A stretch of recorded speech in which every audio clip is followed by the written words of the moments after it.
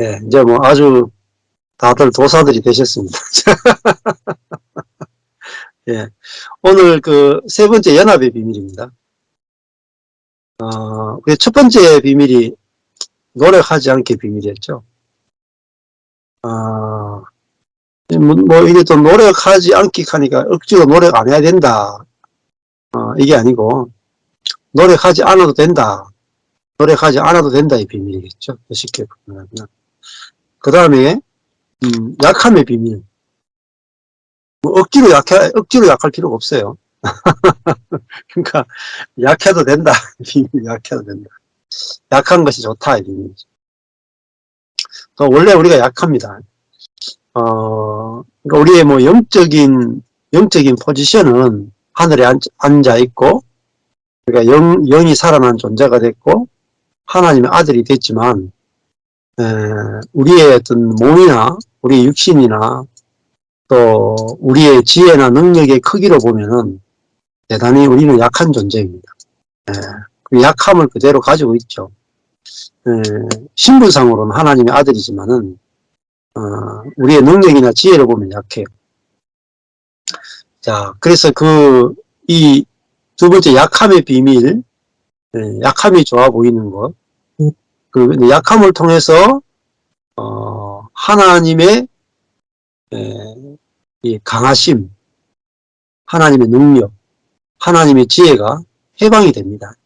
우리 속에 있는 하나님이 해방이 돼, 약함을 통해서. 그래서 그걸 복음을 알게 되면 내 약함이 스트레스나 저주나 절망이 아니고 좋아 보이면 고난이 없어집니다. 단순히 좋아 보이는 거로 끝나는 게 아니에요. 약함이 좋아 보이면 이제 오늘 연합의 비밀이잖아요. 연합. 연합된 그리스도가 나타납니다. 나의 어리석음은 그리스도의 지혜를 해방시키고 나의 약함은 그리스도의 능력을 해방시키기 때문에 나의 미련함, 나의 약함이 좋은 거지, 약함 그 자체로, 미련함 그 자체로 좋다는 게 꼭 있는 게 아니에요. 자, 오늘 이제 세 번째가 연합의 비밀입니다. 연합의 비밀을 알게 되면 정말 은혜를 알게 돼요. 정말 우리가 노력하지 않아도 되는구나. 약해도 되는구나. 왜냐하면 우리는 우리 홀로선 우주의 홀로선 고독한 존재가 아니고 그리스도와 연합된 존재가 진짜 사실이고, 이게 우리 이 존재를 설명해 주는 거예요. 자, 나는 누구입니까? 나는 누구입니까? 당신은 누구입니까? 이렇게 질문하면 제가 여러분에게 여러분은 누구입니까? 이렇게 질문하면 전부 다 자기 이름을 댈 거예요. 그죠? 그런데 자기 이름을 댄다는 것 자체가 뭐냐면 그리스도와 분리된 나라는 의식을 가지고 있는 거죠. 자기 의식을 가지고 있는 거죠.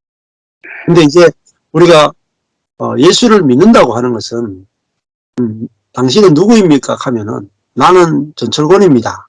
이렇게만 해가지고 안 돼요. 그리스도와 연합된 전철권입니다. 이렇게 대답해야 정확한 거죠. 자, 그러니까 나 자신만 보면 안 돼요. 자, 여기 이제 어떤 나무 가지가 있어요. 이게 나무 가지라고 생각해 보세요. 이 가지. 이 가지를 보면은, 이 가지만 봐가지고 이게 무슨 나무인지 모르겠죠? 네. 근데 이 가지가 무슨 나무인지를, 이 가지의 능력이나 가지의 열매가 뭘 맺힐지를 알려면은 이 가지가 붙어 있는 나무를 봐야 됩니다. 이 가지가 은행 나무의 가지면 이 가지는 은행을 맺습니다. 이 가지가 포도나무의 가지면 포도를 맺죠. 이게 감람나무의 가지면 감람을 맺고 배나무의 가지면 배를 맺죠. 자, 나는 뭐냐? 가지예요, 가지. 근데 나와 연합된 나무를 알아야 된다. 그래서 우리의 정체성은 그리스도와 연합된 나가 우리의 정확한 정체성입니다. 이게 연합의 비밀이에요. 그러니까 이걸 다른 말로 하면은 우리는 신부죠. 신부. 그리고 내 남편은 그리스도죠. 그래서 외국에서는 이렇게 하잖아요. 외국에서는 제 아내 이름이 박신금인데 결혼을 딱 하자마자 박이 없어져요. 박이. 전신금으로 바뀌어요. 그렇죠? 네. 그와 마찬가지로 우리가 예수를 믿기 전에는 전철권이었는데 예수를 믿게 되면은 예철권이 되는 겁니다. 바뀌는 거예요. 성이 바뀌는 거예요. 그 말은 가문이 바뀌는 거예요. 가문이. 집안이 바뀌는 겁니다. 그러니까 내가 예수님 집안에 입양이 된 거죠. 입양. 그래서 연합의 비밀은 너무너무 놀라운 거죠. 예수님과 연합한다는 것은 예수님의 어떠함이 다 내 것이 되는 거예요. 예수님 자신과 내가 연합해서 하나가 됐기 때문에 예수의 마음도 내 마음이고 예수의 생명도 내 생명이고 예수님의 지혜도 내 지혜이고 그죠? 예수님의 성품도 내 성품이고 모든 것을 이게 함께하는 완전히 새로운 존재가 된다는 거예요. 그러니까 내가 그런 적 누구든지 그리스도 안에 있으면 이런 말은 그리스도와 연합되었으면 이전 것은 지나갔고 완전히 이전에 존재하지 않았던 새로운 피조물이 되었다. 새로운 피조물이 되었죠. 그러면 변화가 필요할까요? 없을까요? 필요 없어요. 완전히 다른 존재가 되었단 말입니다. 그 완전히 다른 존재가 풍성하게 자라가는 거예요. 변화되는 게 아니에요. 근데 그리스도인들이 잘못 이해하는데 내가 예수님을 믿고 지옥 가지 않고 죄 용서받고 구원받는 것은 하나님의 은혜로 되어지고 그리고 삶에서 성화되어 가고 삶이 변화되어 가고 내 자신이 고쳐지고 선해지고 거룩해지는 것은 하나님과 사람이 서로 협력해야 될 것이다. 내가 노력해야 된다. 이렇게 생각한다. 그 말은 계속 변화되어져 가야 된다는 거죠. 이게 잘못된 패러다임이에요. 잘못된 성화론입니다. 우리가 그리스도와 내가 연합됐다는 말은 한 생명이 됐다는 거예요. 한 생명. 그러면 그리스도의 생명과 내가 한 생명이 됐으니까 어때요? 그리스도의 생명이 내게 흘러 들어오고 있단 말입니다. 이미 이루어진 거예요. 그리스도와 내가 한 생명이 된 거예요. 그러니까 내가 원래는 염소와 같은 생명을 갖고 태어났단 말이에요. 짐승의 생명을 갖고 태어났는데 이제 어린 양이 되신 그리스도에게 접붙여졌단 말이에요. 그럼 그리스도와 내가 한 생명이 됐다는 말은 이제는 내 안에 있는 그리스도의 생명이 내게 나타나고 내게 드러나고 그것이 경험되고 누려진단 말입니다. 어떻게 해요? 저절로.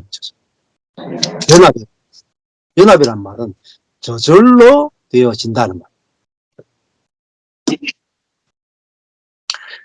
그래서 뭐라 그래요? 그걸 은혜의 비밀이라고 부르는 거예요.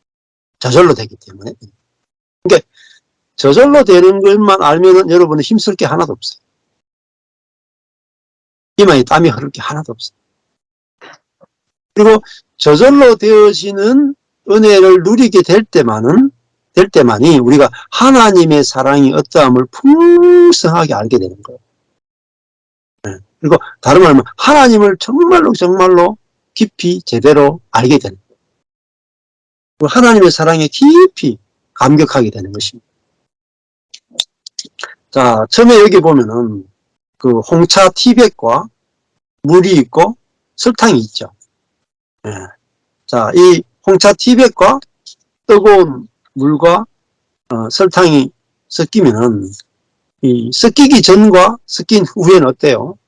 뜨거운 물과 홍차와 설탕이 싹 섞이면 이미 하나가 연합이 딱 되고 나면 분리하기 힘들죠. 완전히 하나가 됐죠. 그러면 완전히 다른 맛이 나죠. 티백만 있을 때하고 물만 있을 때하고 설탕만 있을 때 하고 이게 섞었을 때 맛이 다르죠. 성분이 달라져 버렸잖아요. 자, 그러니까 내가 예수를 믿기 전에는 내가 자기중심적 성분으로 가득 차 있었어요. 자기중심적 생명으로 가득 찬 존재, 그걸 죄인이라고 불러요. 그런데 자기중심적 성분이 가득한 이 존재가 그리스도와 함께 죽고 이제는 그리스도에게 접붙여진 존재가 돼가지고 이제는 생명의 성령의 성분으로 사는 존재가 됩니다. 그러니까 우리가 생명이 달라진 거예요. 이게 너무너무 중요해요. 자, 사단과 연합된 자기중심적 죄악된 생명으로 살던 존재가 그리스도와 함께 그 생명이 십자가에 죽고 이제는 하나님의 영, 곧 생명의 성령과 연합된 존재. 그게 뭐죠? 영생이에요. 영생. 우리가 영생을 얻었다. 라는 것은 하나님의 생명을 얻었다는 뜻입니다. 자, 영생을 해석할 때 영원히 사는 생명으로만 해석하시면 안 돼요. 영생이란 말의 의미는 영원히 산다 이런 의미보다 더 핵심적인 의미는 질적으로 다른 생명이라는 뜻입니다. 그러니까 인간의 생명이 아니고 하나님의 생명이라는 뜻이 영생이에요. 그러니까 우리가 로마서 말씀 보면 우리가 새 생명 가운데서 행하게 하려 하십니다. 이렇게 말해요. 새 생명, 그 영생이에요. 그러니까 하나님의 생명이니까 뭐죠? 새 생명이다. 땅에 없는 거예요. 땅에 없는 거. 생명 안에는 뭐가 들어있을까요? 본성이 들어있어요. 본성. 그러니까 양에게는 양의 생명에는 양의 본성이 들어있고요. 늑대의 생명에는 늑대의 본성이 들어있죠. 그러면 우리가 하나님의 생명을 받았다. 이게 구원받았다는 뜻입니다.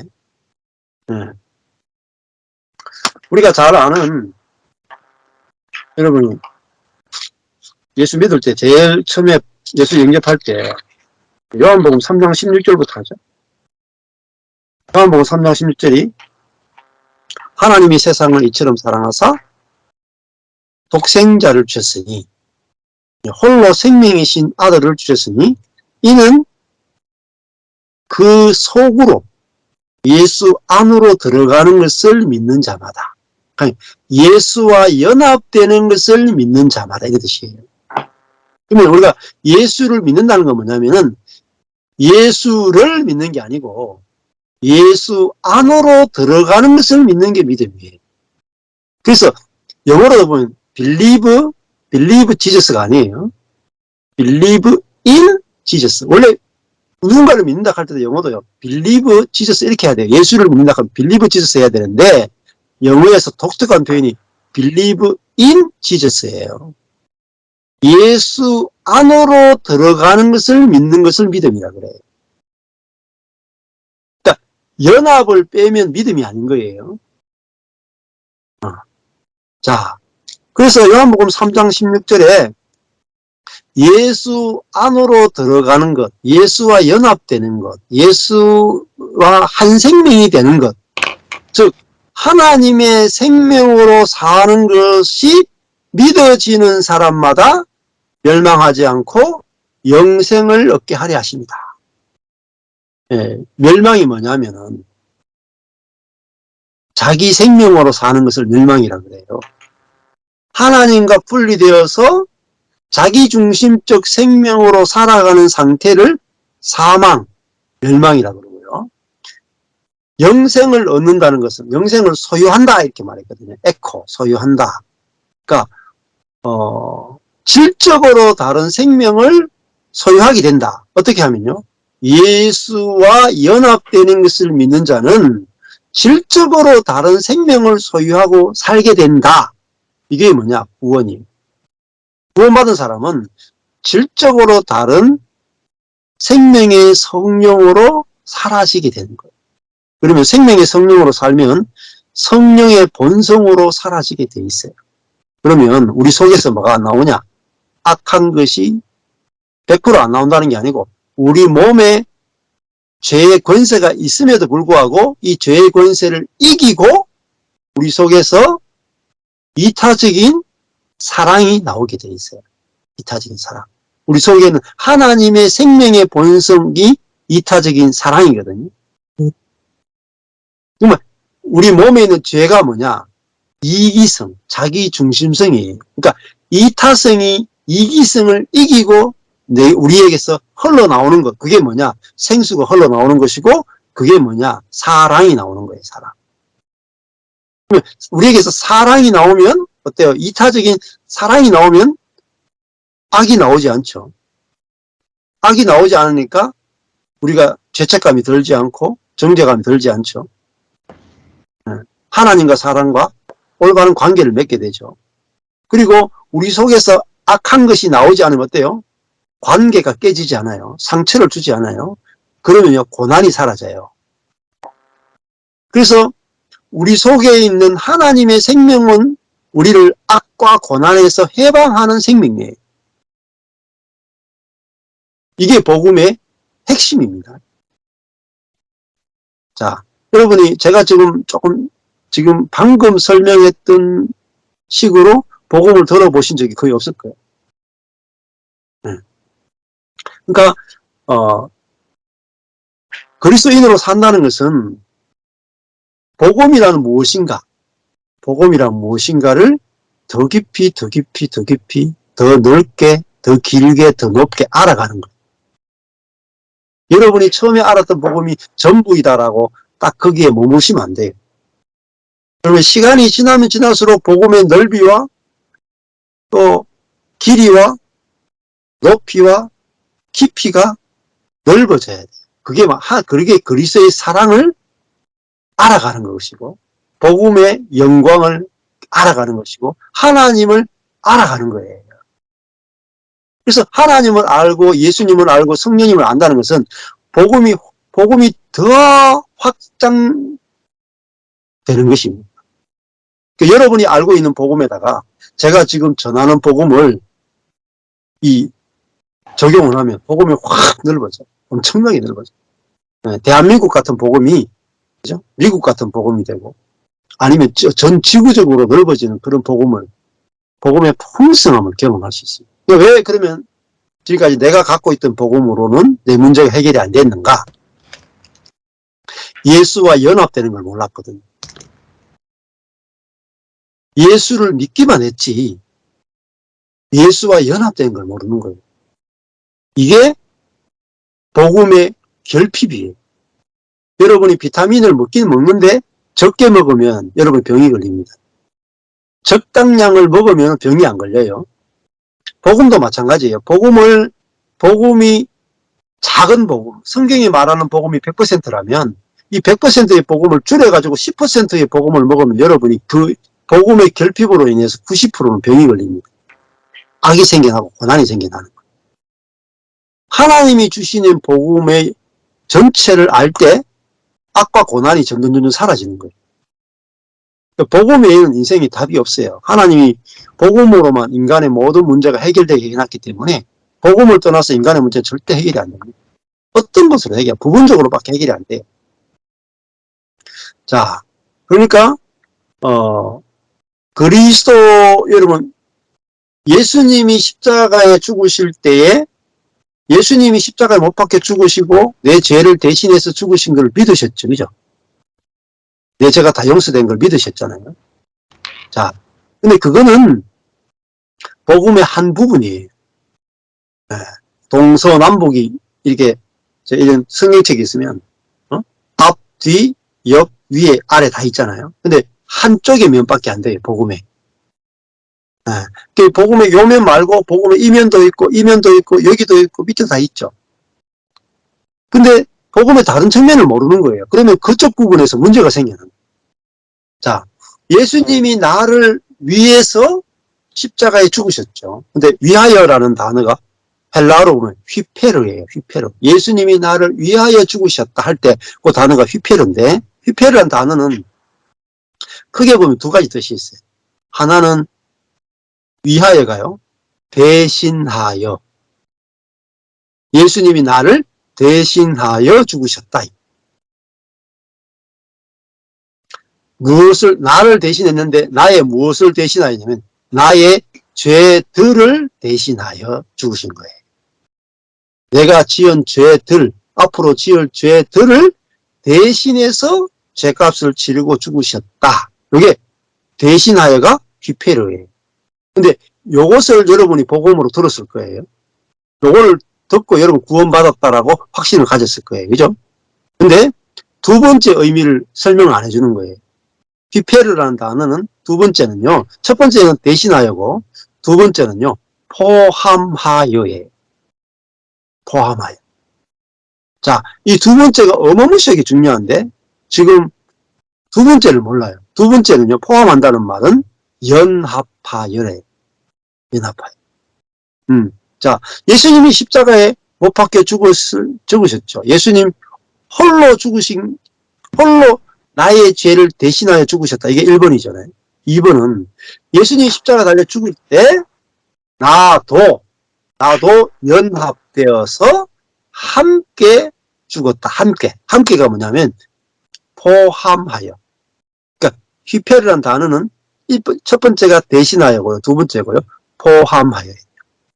예수님이 나를 포함하여 죽으셨다. 이걸 아셔야 돼요. 근데 뭘 포함했냐면 첫 번째는 우리가 지은 죄들을 대신해서 죽으셨고, 두 번째는 우리가 죄의 권세에 노예된 신자가 아니고 신이라고 하는 죄의 권세에 노예된 나를 포함해서 노예된 나를 죽이셨다.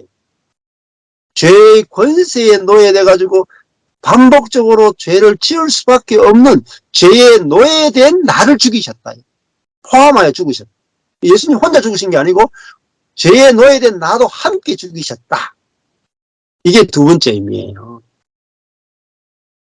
자, 그러니까 죄의 능력과 권세와 통치에 노예된 내가 죽었으니까 어떻게 돼요? 이제는 죄의 지배에서 해방이 됐단 말입니다. 여기까지 가야 복음이 풍성해져요. 그러면요, 죄의 노예로 안 살게 돼요. 점점. 이게 연합이에요. 연합. 그럼 여러분 죄의 권세와 어떻게 하셔야 돼요? 여러분 목사님들께 이렇게 드릴게요. 여러분 죄와 피 흘리기까지 싸우십시오. 예? 여러분이 선택하셔가지고 결심을 해가지고 오늘까지 죄를 회개하고 여러분 다시는 죄를 짓지 않겠다고 주님 앞에 결단하십시오. 순종하십시오. 이렇게 말하잖아요. 그 설교는 틀린 설교예요. 그거는 두 번째 우리를 포함하여 죽으신 십자가를 모르기 때문에 그렇게 설교하는 거예요. 자, 그러면 보세요. 우리가 나를 죄 짓게 만드는 죄의 권세, 사단의 권세에서 종로로 타던 나, 그게 누구냐면 나의 옛사람. 옛사람. 자, 옛사람이 죽었습니까? 살았습니까? 죽었습니다. 그리스도의 죽음에 포함돼서 죽었단 말입니다.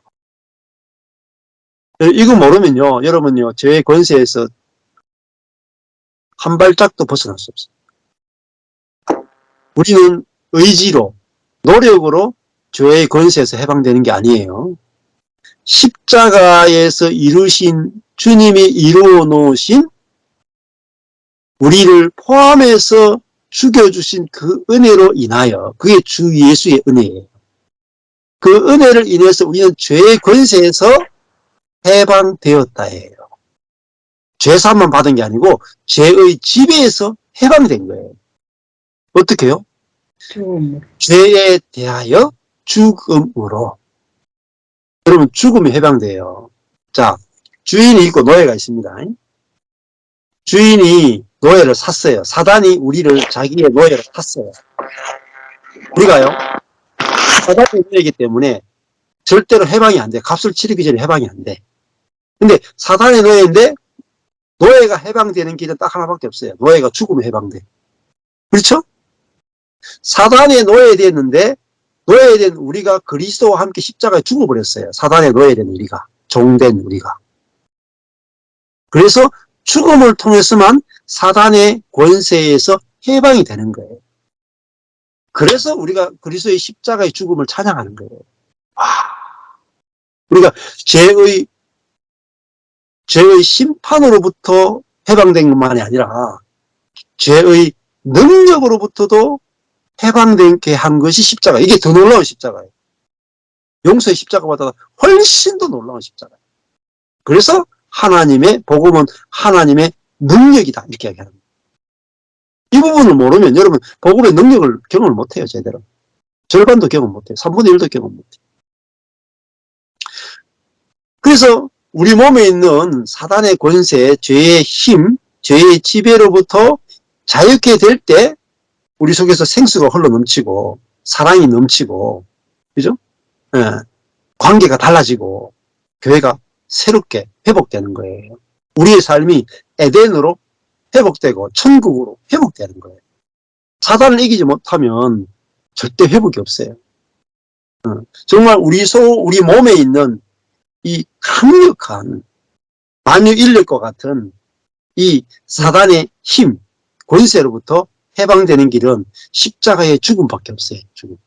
죽음이 해방이 돼. 그래서 로마서 7장에 보면은 율법이라는 남편이 있고 율법의 아내로서 우리가 태어났어요. 남편이 율법이고 우리가 율법의 아내로 태어났어요. 근데 아내가 죽음으로 말미암아 첫 남편 율법에서 해방이 됐다. 그리고 다시 부활해서 이제는 새 남편을 맞이했는데 새 남편이 누구냐? 그리스도라. 그래서 그리스도와 새롭게 결혼했다. 이제 남편이 바뀌었다. 우리의 남편이 되어준 게 뭐냐? 이게 연합이에요. 그러니까 아내는 남편의 지배를 받는 존재예요. 그리고 남편이 율법이면 자기 속에서도 율법이 나와요. 남편이 은혜이면 내 속에서도 은혜가 나와요. 이게 연합의 세계. 그래서 우리가 알아야 되는 것은 하나님이 우리를 사랑하시되 어떻게 사랑하냐? 독생자를 주셨죠. 독생자를 주신 게 뭐죠? 우리와 연합할 수 있는 독생자를 주신 거죠. 그래서 자기의 아들의 모든 풍성함을 우리가 동일하게 누리도록, 자동으로 누리도록 해주신 거죠. 그러니까 예수님의 죽으심 안에서 우리의 자아의 죽음을 누리게 해주시고, 예수님의 부활 안에서 우리가 하나님의 생명으로 사는 은혜를 우리에게 누리게 해주시고, 예수님의 성천과 연합되어서 우리도 하나님의 생명으로 섬기고 다스릴 수 있도록 해주시는 겁니다. 이걸 전부 다 뭐예요? 공짜로, 거저 은혜로 주신다는 거예요. 자, 여기서 우리가 할 일이 없어요. 그냥 여러분이 복음이 들려지고 알아지고 깨달아지고 믿어지면 경험이 되어져요. 자동으로. 네. 자, 그래서 사단이 하는 게 뭐냐면 복음의 풍성함을 축소시키는 거예요. 예수님의 십자가를 우리를 대신한 십자가 정도로만 딱 축약을 시켜요. 우리의 죄를 용서하는 십자가 정도로만 딱 용서시켜요. 그래서 용서만 경험해요. 또 죄지요. 또 회개해. 또 용서받아. 근데 영원히 죄의 능력으로부터는 해방 못 되도록 합니다. 그러니까 더 괴롭죠. 죄 짓고 용서받고, 죄 짓고 용서받고, 회개 또 해. 딱 바꾸겠다고 결심하는데 안 돼. 계속 그 굴레를 빠져.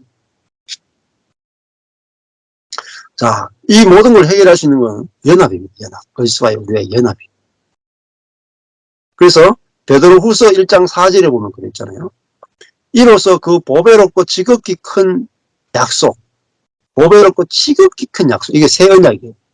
새 언약을 우리에게 주셨는데 이 새 언약이 뭐냐면은 이 약속으로 말미암아 너희가 정욕 때문에 세상에서 썩어질 것을 피하여. 썩어졌다 하는 말은 부패하다는 거예요. 인간이 죄로 말미암아 부패해졌다는 거고, 그 부패의 핵심이 뭐냐? 정욕이에요. 에피디미아, 정욕. 정욕이 뭐냐면 자기 중심적인 거. 죄의 뿌리, 근원, 죄의 본성, 이게 정욕이에요. 자기 중심적인 정욕으로 말미암아 온갖 악이 나오고 고난이 나와서 우리가 썩어질 것을 피해서 이제는 어때요? 신성한 성품, 신의 성품인데요. 원래 보면요, 이게 본성이에요. 신의 본성에 참여하는 자가 되게 하려 하셨다. 이게 뭐죠? 새 언약의 핵심이라는 거예요. 하나님의 본성에 참여하는 게 뭐죠? 보배롭고 지극히 큰 약속이다. 여러분, 이게 진짜 복음이에요. 근데 이 복음까지 못 오게 하는 거예요. 단순히 죄사함의 복음까지 밖에 못 가게 하는 거예요. 그러면 우리가 신의 본성에 참여하는 이 놀라운 영광의 복음의 광채가 여러분에게 비치지 못하도록 사단은 계속해서 복음이 여러분에게 들리지 않도록, 알아지지 않도록, 깨달아지지 않도록 계속해서 어둠으로 공격합니다. 그러면요, 하나님이 다 이루어 놓으셔도 여러분이 못 찾아 먹어요. 못 찾아. 하나님이 여러분에게 엄청난 보배롭고 지극히 큰 유산을 주셨는데 여러분이 어떤 유산을 받았는지 모르면 못 찾아 먹듯이 그렇게 된다. 자, 로마서 5장 19절에 보면은 이렇게 있죠. 한 사람이 순종하지 아니하므로 아담이 순종하지 아니하므로 많은 사람이 죄인 된 것 같이 한 사람 그리스도가 순종하심으로 많은 사람이 의인이 되리라. 자, 여기 보면은 여기서 보면은 우리가 아담이 타락함으로 말미암아 모든 사람이 실제로 죄를 짓는 죄의 지배를 받는 죄인이라는 말은 죄의 종된 자라는 뜻이에요. 죄의 종된 자. 죄의 노예된 자라는 뜻이에요. 아담이 선악과를 먹음으로 죄의 노예가 된 것처럼 많은 사람이 죄의 노예가 된 것처럼 반대로 그리스도가 순종하심으로 많은 사람들이 의인이 된다. 그럼 의인이 된다는 게 뭐겠어요? 의의 종, 의의 노예가 된다. 그러면 죄인은요? 죄의 노예가 되어서 저절로 죄를 짓는 사람은 죄인이라고. 의인은 뭐예요? 의의 노예가 되어서 저절로 의를 행하는 사람. 저절로예요. 저절로. 이게 너무너무 중요한 거예요. 내가 이제는 예수 한 분의 순종이 내 순종이 되고 예수 한 분의 모든 것이 내 것이 자동으로 되는 거예요. 아담의 모든 것이 자동으로 옛사람에게 다 흘러갔던 것처럼 예수 그리스도 한 분의 모든 것이 새 사람에게 다 흘러온다는 것이 이게 연합의 비밀이에요. 그러니까 사실은 성경은 두 사람 이야기하는 거예요. 아담 한 사람이 자녀를 낳으니까 모두 아담이에요. 그래서 하나님께서 이 아담 한 사람이 낳은 모든 사람이 아담이니까 그리스도 한 분이 이 땅에 태어나면 모든 사람이 그리스도의 생명으로 바뀐다. 이게 출생의 비밀이에요. 아, 그렇구나. 나의 어떤 선택이나 결단에 의해서 인생이 바뀌는 게 아니고, 네? 조상 한 사람에 의해서 다 바뀌는 거예요. 아담 한 사람이 죄인 되니까 모든 사람이 죄인 되고, 그리스도 한 분이 의인이 되니까 모든 사람이 의인 되도록 하나님께서는 뭐죠? 대표자를 통해서 일하신다, 대표자. 이게 연합의 비밀이에요. 아, 내가 아담에게 연합된 자로 나를 인식하면 나는 아담으로 살게 되는 거예요. 내가 그리스도와 연합된 자로 인식하게 되면 그리스도의 어떠함으로 내가 사라지게 되는 거예요. 그러니까 여러분이 지금까지 알고 있던 복음에 대한 패러다임과는 완전히 다를 거예요. 근데 이게 전부 다요, 로마서에서 바울이 정말 이야기하고 싶어 하는 내용이 바로 이거예요. 전부 다 로마서의 이야기. 자, 로마서 5장 17절에 가보면 이렇게 있죠. 로마서 5장 17절에 더욱 은혜와 의의 선물을 넘치게 받는 자들은, 이 그리스도인들을 말하죠. 이제 뭘 받느냐? 은혜를 넘치게 받고 의의 선물도 넘치게 받아요. 그리스도로 말미암아. 의의 나무이신 그리스도로 말미암아 우리가 가지가 의를 넘치게 받는다. 은혜도 넘치게 받는다. 한 분 예수 그리스도를 통하여. 그렇죠? 연합이죠. 내가 어떻게 함으로 되는 게 아니고 한 분 예수 그리스도를 통해서 우리가 어떻게 돼요? 이제는 왕노릇 한단 말이에요. 전에는 무슨 노릇 했어요? 죄의 종노릇 했잖아요. 그죠? 근데 이제는 우리가 죄의 종노릇이 아니고 생명의 왕노릇 한다. 이게 뭐죠? 통치가 바뀐 거죠, 통치. 이제는 죄의 통치를 받는 자에서 생명으로 통치하는 자로 바뀌었다. 이게 십자가의 두 번째 측면을 말하는 거예요.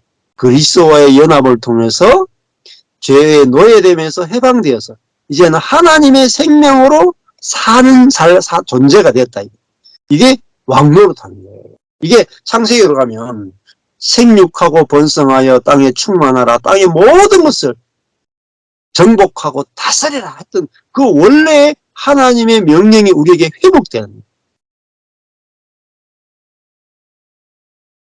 자, 이거 어떻게 돼요? 저절로 된다. 그리스도와 연합을 자동으로. 그러면요, 여러분, 우리가 거룩합니까? 거룩하지 않습니까?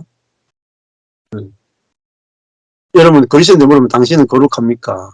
당신은 더럽습니까? 이렇게 물으면, 아유, 제가 죄인입니다. 제가 더럽습니다. 우리 몸으로 보면 더러워요.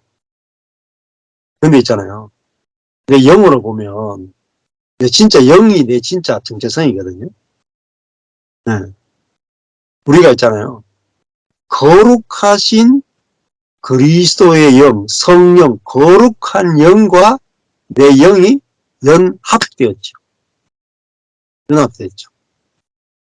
여러분, 저와 여러분이 거룩합니까? 거룩하지 않습니까? 하나님이 거룩한 것처럼 우리도 거룩한 거예요. 연합을 통해서. 노력이 아니에요.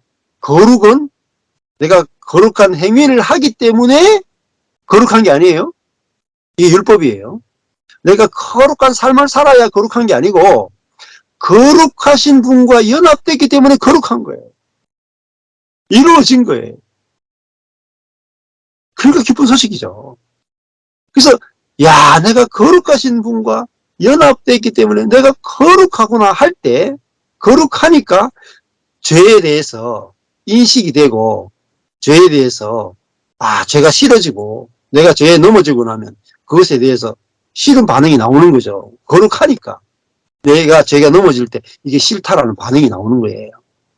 내가 더럽기 때문에 죄에 대해서 막 느껴지는 게 아니고 거룩하기 때문에 죄에 대해서 민감하게 느껴지는 거란 말이에요. 자, 다른 말하면요, 여러분이 그리스도와의 연합에 의해서 정말로 거룩한 존재가 되었구나가 믿어지지 않으면 여러분의 삶에 거룩한 행위가 나올 수가 없습니다. 여러분이 거룩하게 살기 위해서 노력해서 절대 거룩한 행위가 안 나와요. 거룩하신 그리스도와 연합됐음이 믿어질 때 저절로 거룩한 마음도 나오고 거룩한 행위가 저절로 나오는 거예요. 자동으로. 자, 그래서 고린도전서 3장에 가보면 16절 17절에 보면은 너희는 너희가 하나님의 성전인 것과 하나님의 성령이 이미 너희 안에 계신 것을 뭐라고요? 알지 못하느냐. 사도 바울이요, 자주 쓰는 표현이 뭐냐면 알지 못하는. 그 말은 뭐겠어요? 몰라서 못 누리는 게 너무너무 많다는 거. 안다는 건 뭐겠어요? 이미 이루어진 사실을 아는 거예요. 너희가 이미 하나님의 거룩한 성전이 되었고 성령이 너희 안에 존재하는 거룩한 존재가 되었다는 것을 모르고 너희가 더러운 존재라고 알고 있느냐? 아니야. 너희들은 이미 성령이 내주하시는 거룩한 존재가 되었다는 것을 너희들이 깨달아야 된다. 여러분의 행위로 거룩해진 게 아니고 거룩하신 분이 존재하니까 내 안에 내주하니까 거룩하게 된 거예요. 그리고 더러웠던 그 옛사람은 그리스도와 함께 죽어버렸다. 그래서 사도 바울은 뭐라고 말하냐면은 누구든지 하나님의 성전을 더럽히면 하나님이 그 사람을 멸하시리라. 이 말은 뭐겠어요? 여러분이 이미 성전이다 말입니다. 그래서 더럽히지 마라 하는 거예요. 여러분이 깨끗하게 해서 성전이 되려고 하라. 이게 아니고 여러분이 이미 성령이 거하시는 성전이 되었다. 그래서 하나님의 성전은 뭐라 그래요? 거룩하니 하나님의 성전은 거룩하니 너희도 거룩하니라. 하나님이 더러운 집에서 사시겠어요? 하나님은요 더러운 집에 사실 수 없는 분이에요. 구약시대에 하나님 어디 사셨어요? 깨끗한 지성소에 사신 분이에요. 그래서 왜 지성소에 사셨어요? 사람 속에 거할 수 없기 때문에. 사람이 너무 더러워가지고 사람 속에 들어와 사실 수가 없었어요. 구약에는. 그런데 신약에 오니까 예수 그리스도 안에서 우리를 죄를 다 씻게 하시고 십자가로, 그죠? 그리고 우리를 옛사람을, 더러운 옛사람을 완전히 죽여버리고 우리를 새로운 피조물로 만들었기 때문에 우리 안에 깨끗하고 거룩하니까 우리 안에 들어와서 사시는 거예요. 여러분, 성령이 우리 안에 들어와 사신다는 게 얼마나 놀라운 건지 아셔야 돼요. 우리가 점도 없고 흠도 없는 깨끗한 영이 됐단 말입니다. 그래서 성전이 됐단 말입니다. 거룩하게 해 주셨단 말입니다. 내가 내 노력이 아니라, 내 행위가 아니라, 내가 막 죄 안 지으려고 노력해서 거룩하고 깨끗한 게 아니라, 그리스도의 연합에 의해서 내가 정말로 죄가 하나도 없는 거룩한 하나님의 집이 되었구나. 그리스도의 신부가 되었구나. 이게 감사와 감격이잖아요. 그래서 뭐라고 말하냐면은 에베소서 4장 24절에 보면 이렇게 말해요. 하나님을 따라. 기준이 하나님이에요. 의와 진리의 거룩함. 지으심을 받은, 이미 받았죠. 지으심을 받은 새로운 사람을 입어라.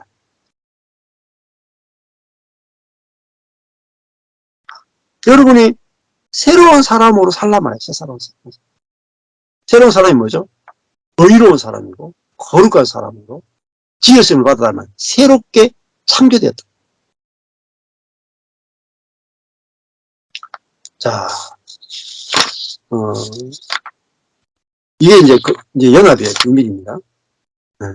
그래서 연합은 이제 정리해보면 연합은 내 안에 예수가 사는 거예요. 예수의 영과 내 영이 하나로 연합된다. 그러면 여러분 안에서 예수님의 마음이 나오기를 원하고 예수의 생명이 나오기를 원하고 예수님의 본성이 나오기를 원하고 예수님의 지혜와 능력이 나타나기를 원하잖아요. 여러분을 통해서 예수님의 말씀이 선포되기를 원하잖아요. 어떻게 가능해요? 뭐 큐티하고 기도하고 묵상하고 예배 열심히 한다고 되는 게 아니에요.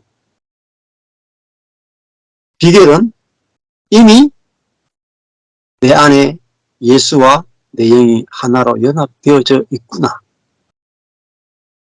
가 알아지고 믿어지면 저절로 예수님의 모든 것이 내 영을 통해서 내 혼을 통해서 흘러나와요.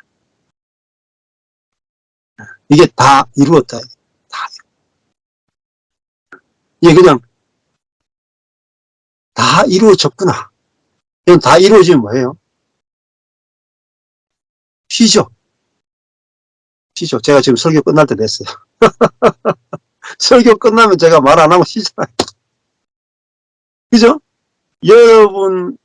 여러분의 안에서요, 영 안에 영을 통해서, 여러분의 마음을 통해서, 혼을 통해서 예수님의 생명이 나타나고, 예수님의 마음이 나타나고, 예수님의 사랑이 나타나고, 예수님의 희락과 긍휼과 평강과 선하심과 양성과 충성과 온유가 나타나는 게 다 준비된 거.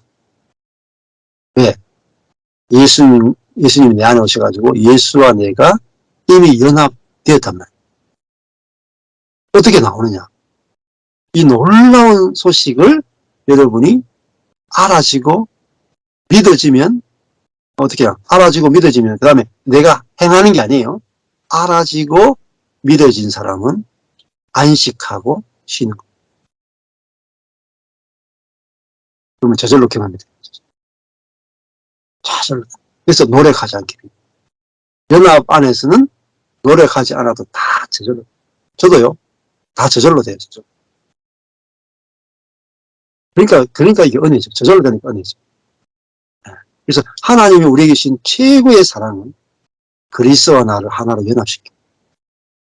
이거만큼 큰 하나님의 사랑이 없어요. 이게 비밀이에요, 비밀. 근데 중요한 건 미스테리, 비밀. 누구에게? 그리스도인들에게도 비밀이라는 사실. 저도 몰랐어요. 근데 제가, 그리스도의 모든 것이 내 것이구나. 알고부터 제가 노력을 하나도 안 했어요. 근데 제 속에 예수님의 어떠한 것이 계속 나오는 거예요. 그러니까 여러분은 여러분의 것으로 살 사람들이 아니에요. 그리스도의 생명으로 살아질 사람들이. 저절로. 그것도 저절로. 그러니까 이게 하나님이 얼마나 놀라운 일을 행해 놓으셨어요. 우리가 상상할 수 없는 일, 인간의 머리로는 상상할 수 없는 일을 행해 놓으셨다.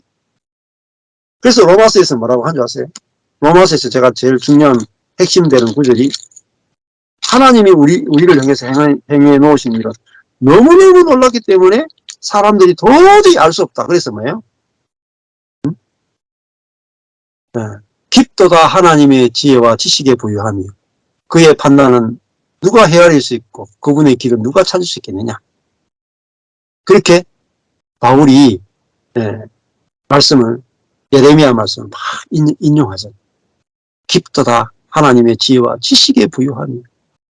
야, 하나님이 우리를 위해서 행해 놓으신 놀라운 지혜와 놀라운 부여와 놀라운 지식은, 야, 너무너무 놀랍다. 여러분이 복음을 들으면 이런 반응이 나와요.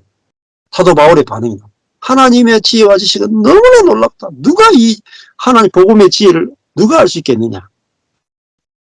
거기서 막 하나님에 대한 찬양이 나와야 돼, 당연히. 만물이 주에게서 나오고 주로 말미암고 주에게로 돌아가며 영광이 세세토록 그에게 있으리로다. 아멘. 이런 반응이 나와야 여러분 복음을 들을 거예요. 그래야 여러분이 복음을 전할 수가 있어요.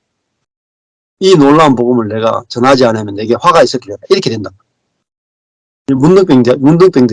운동이들이 성 밖에서 있는데 이 적군이 와서 막 그 성에 있는 이스라엘 백성을 죽이려고 했는데 하루 밤에 보니까 선사가 와서 그 수십만 대군을 하루 만에 죽여버리죠.